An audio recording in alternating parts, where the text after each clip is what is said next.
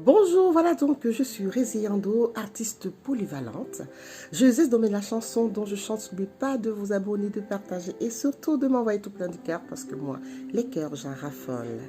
Alors, je suis aussi chef d'entreprise, je suis event planner, créatrice d'événements et organisatrice. Donc, je fais la coordination et la création de vos événements.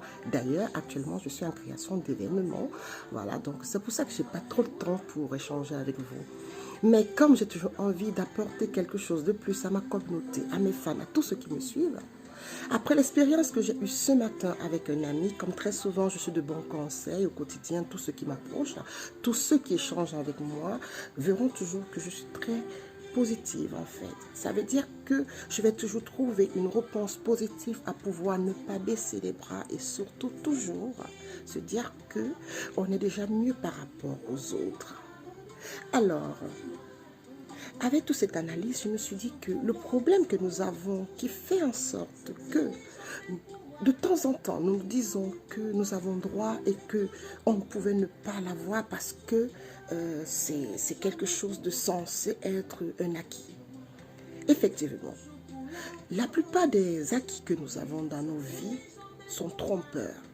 Parce qu'il faut se battre pour toujours garder toute chose, en fait, toute chose, toute personne, tout acte, ou alors toute situation.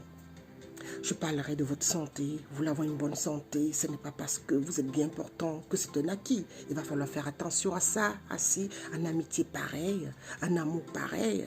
Même si vous vous aimez à la folie, ce n'est pas parce que vous aimez à la folie que c'est un acquis. Non, il faut l'entretenir, il faut gérer, il faut pouvoir se mettre à la place de l'autre, comprendre et surtout ne pas poser des actes qui vont pousser l'autre à prendre des décisions de non-retour. En ce qui concerne l'amitié, c'est pareil.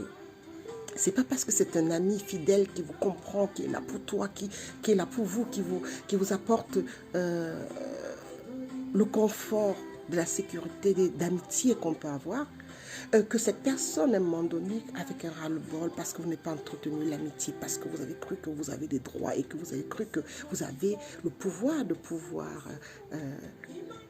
agir en toute impunité, qu'un beau matin, cet acquis disparaît. Idem pour votre santé. Alors ce matin, l'ami que j'ai rencontré avait une santé de fer. Et puis il a commencé à avoir quelques petits bobos. Et puis il a le moral à zéro. Et en discutant avec moi ce matin, je suis allée creuser. Et c'est si naturel parfois pour moi que je me demande comment est-ce que j'arrive à le faire. J'ai demandé à mon ami de voir la chance qu'il avait à son âge de pouvoir ne pas avoir des bobos de la naissance à son âge. Tout simplement pourquoi? Parce que je l'ai bien fait comprendre qu'il y avait des gens qui naissaient déjà avec des gros handicaps, avec des maladies au quotidien, dont les centres hospitaliers sont pour eux leur maison, leur deuxième maison. Et ces gens-là ont toujours ce qu'on appelle le smiley. Ce sont des gens qui nous motivent, ce sont des gens qui luttent au quotidien. Mais on ne va pas les voir se plaindre. Ils ont pris la routine parce qu'ils savent que leur santé n'est pas acquis. Mais sauf que nous, comme on a la possibilité d'avoir nos deux pieds, nos deux mains, être dans nos vies respectives étant bien, un petit bobo, on se plaint, on baisse les bras, on déprime, bientôt on va voir un psychologue, bientôt on va voir...